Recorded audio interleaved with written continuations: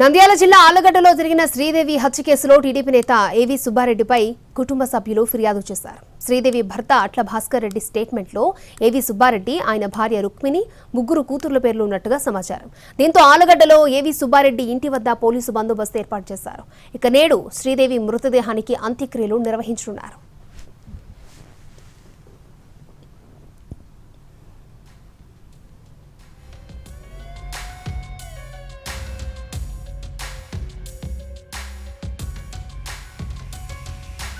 అటు నిన్న అట్ల భాస్కర్ రెడ్డి, ఆయన భార్య శ్రీదేవిపై గుర్తు తెలియని వ్యక్తులు కళ్లలో కారం చల్లి కత్తులతో అటాక్ చేశారు. అయితే చికిత్స పొందుతూ శ్రీదేవి మృతి చెందింది. తీవ్ర గాయాలతో అట్ల భాస్కర్ రెడ్డి నంద్యాల గవర్నమెంట్ హాస్పిటల్లో చికిత్స పొందుతున్నారు. గత ఎన్నికల్లో టీడీపీ తరపున ప్రచారం చేశారు శ్రీదేవి.